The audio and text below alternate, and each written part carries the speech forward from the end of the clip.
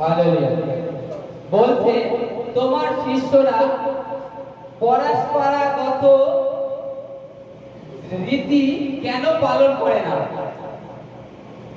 তা তখন যীশু খ্রিস্ট বললেন যে মানুষ হাত ধুয়ে খাওয়াটা, হাত না ধুয়ে খাওয়া এটা যে বড় অসুচিতা না তা নয়, কিন্তু তোমরা যে পরাৎপর মানে তোমরা তোমাদের পিতৃপুরুষের আজ্ঞা পালনের জন্য তোমরা ঈশ্বর সদাপ্রভু আজ্ঞাটাকে উল্লঙ্ঘন করো। যেমন ঈশ্বর আজ্ঞা দিয়েছে যে তুমি তোমার পিতা মাতাকে সমাদর করো, সেটা করছো না, অথচ হাত ধুয়ে না খাচ্ছে সেটাই অসুচি বোধ করছো। করো হাত ধোয়নি তাতেই অসুচি বোধ করছো। তা প্রভু যীশু খ্রিস্ট তাই বলছে, মানুষের মুখের ভিতরে যাহা যায় যে তাই সেটা কি মানুষকে অসুচি করে এমন নয়।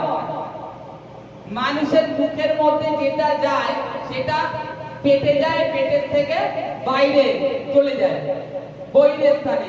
এই বলে যে মানুষ অসুচি হয়ে যায় সেই কারণে তা নয়, কিন্তু মানুষের অন্তঃকরণ থেকে যেটা বাইরে আসে সেটাই মানুষকে অসুচি করে। কেমন অসুচি করে? মানুষের ভিতর থেকে কি বাইরে আসে? আপনার জন্য আমার কুচিন্তা, গালাগালি, ব্যভিচার, নরহত্যা। 19 দেখুন লেখা রয়েছে, 19 লেখা রয়েছে, কেননা অন্তঃকরণ হইতে কুচিন্তা, নরহত্যা, ব্যভিচার, বেশ্যাগমন, চৌরাজ্য, মিথ্যা সাক্ষ্য, নিন্দা আইসে, এই সকল মনুষ্যকে অশুচি করে। হালেলুয়া। কি মানুষকে কি অশুচি করে?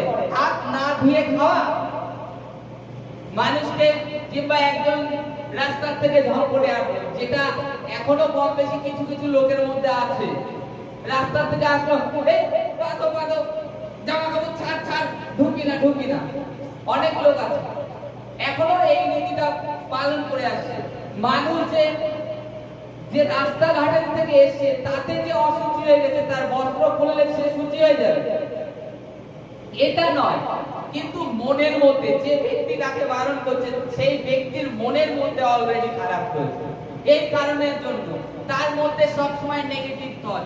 কারণ অবশ্যই রাস্তাঘাটের থেকে আসলে আমাদের হাত পা ধোয়ার অবশ্যই প্রয়োজন, কি সেটা জীবাণু থাকতে পারে, তাতে শরীর খারাপ হতে পারে, কিন্তু এই না যে কাপড় চোপড়েও লেগে আছে। যেরকম অনেকে আছে মানে অদ্ভুত, সেটা বলা যাবে না, যে এতটাই খারাপ, তারা মানে মানুষের নীতিটাকে ধর্মসূত্র বলে মানে, কিন্তু অথচ ঈশ্বরের যে আদেশ সেটা পালন করে না। ঈশ্বর আদেশ দিয়েছে তুমি গরিব দুঃখী দরিদ্রের সেবা করো। আজকে যদি দেখি মাদার টেরিজা, আমাদের মাদার টেরিজা যে সমস্ত বাচ্চাকে নর্দমায় ফেলে দিয়ে যেত লোকে, সেই সমস্ত বাচ্চা তাদেরকে নিয়ে মানে এত সুন্দরভাবে সেবা করত, তার প্রেমে সে সুস্থ হয়ে উঠত। তার শরীরে ঘা হয়ে গেছে, তাদেরকে সেবায় তারা সুস্থ হয়ে গেছে। সে মানুষটাকে হয়তো একজন ফেলে দিয়ে গেছে। এইটাই যে কোনো মানুষ মানে তার যে সে যে অশুচি তা নয়, কিন্তু তার ভিতর থেকে যেটা বাইরে আসে, গালাগালি দেয়া, বেশ্যাগমন, এক অপরের জন্য দুশ্চিন্তা করা, এটাই মানুষকে অশুচি করে। যে খাদ্য অশুচি করে তা নয়। যেরকম মাছ খাবো না, এটা মাছ খেলে আস্তে জিনিস, ডাল খাবো না আস্তে জিনিস, এবার ওবার, এই সমস্ত মানুষের তৈরি, কিন্তু ঈশ্বর তৈরি করেনি। ঈশ্বর কি তৈরি করেছে? প্রত্যেকটা দিন ভালো। 7টা দিন বাইবেলে লেখা আছে, ঈশ্বর 7 দিনে 6 দিন কর্ম করেছে, একদিন বিশ্রাম নিয়েছে। তাই ঈশ্বর কি তার মধ্যে দিন কি বিভাগ করেছে যে এই 7 দিনের 2 দিন খারাপ আর 5 দিন ভালো? যেরকম শনি মঙ্গলবার খারাপ, জগতের রীতি অনুসারে কোথাও যাত্রা করা যাবে না। এগুলো কি কার তৈরি? ঈশ্বরের তৈরি। ঈশ্বর কি তৈরি করে দিয়েছে? ঈশ্বর 7 দিনই সমান করেছে, তার মধ্যে ভেদাভেদ করেনি। আজকে মানুষ আমরা ভেদাভেদ করি, মানুষ আমরা অশুচি ফিল করি, আজকের দিন এই খারাপ, আজকে যাওয়া যাবে না। এটা আমাদের মানুষের তৈরি। আর এখানে বাইবেলে এটাই বলছে, যা কিছু তোমরা ধন্যবাদ সহকারে খাও সেটা যদি অশুচিও থেকে থাকে কিংবা অপবিত্র থাকে সেটা পবিত্র হয়ে যায়, পবিত্র হয়ে যায়। কিন্তু মানুষের মুখের মধ্যে খাদ্য যে তাকে গিয়ে অপবিত্র করে তা নয়, কিন্তু মানুষের অন্তঃকরণ থেকেই আসে কুচিন্তা, ব্যভিচার, নরহত্যা, এগুলো মানুষের ভিতর থেকেই আসে। আর এটাই মানুষকে অশুচি করে। কোন খাদ্যে মানুষকে অশুচি করে না, কারণ ঈশ্বর সমস্ত খাদ্যই শুচি করেছে। এই কারণে আমরা যদি বাইবেল দেখি, যীশু খ্রিস্ট মাছ খেয়েছে, খেয়েছে কিনা?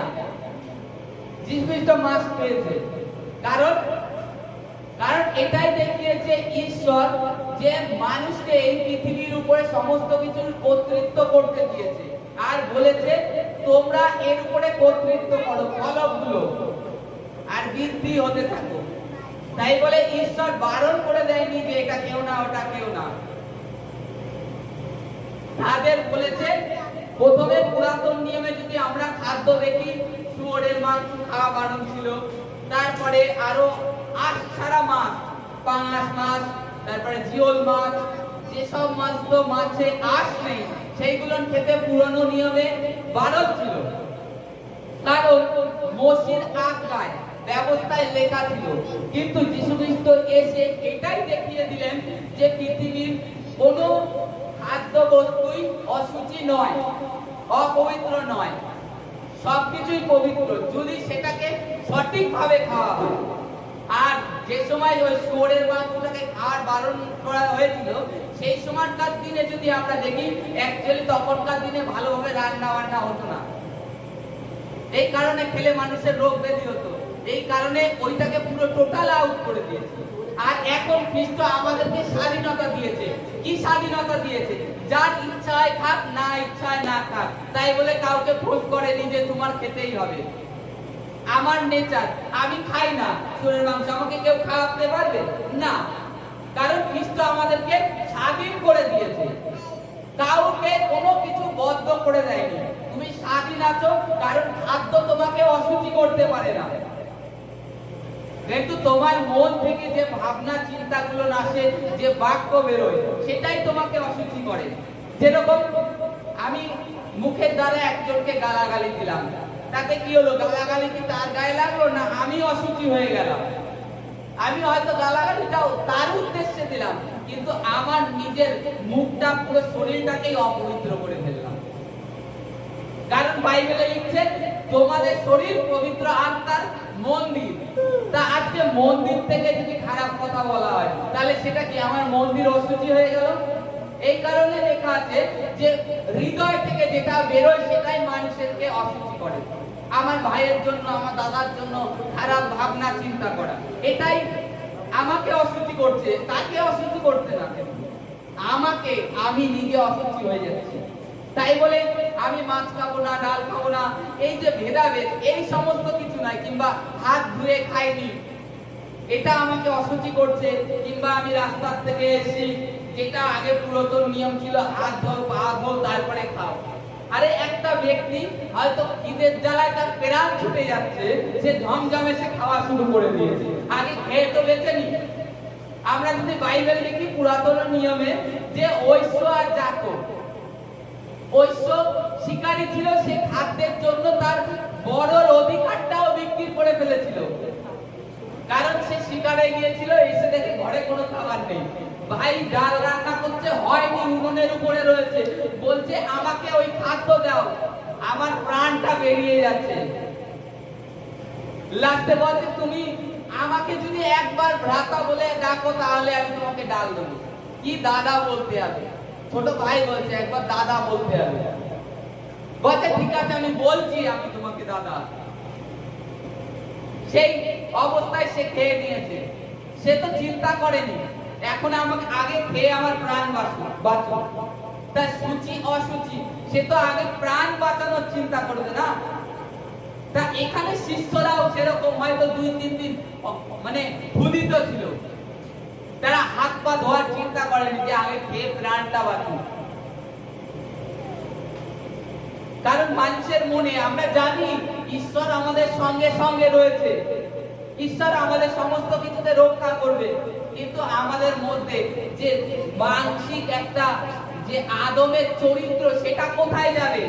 যতই জানি ঈশ্বর আমাকে রক্ষা করবে, কিন্তু আদমের চরিত্র তো অলরেডি আমাদের রক্তে রয়ে গেছে না।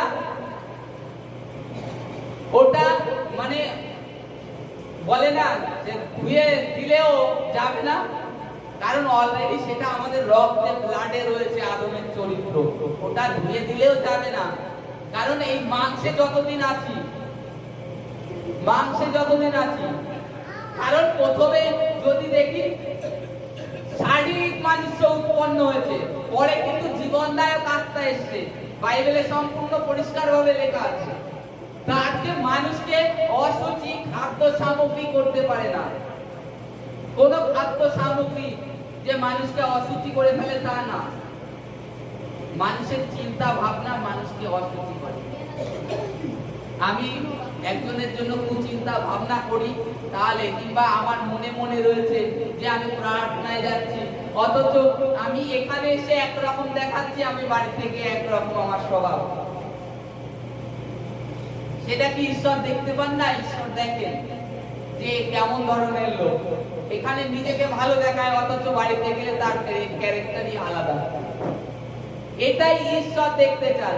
তোমরা মানে নিজের অন্তঃকরণটাকে পবিত্র করো। তোমাদের অন্তঃকরণ থেকে কোনো খারাপ চিন্তা ভাবনা, কারোর জন্য নেগেটিভ থট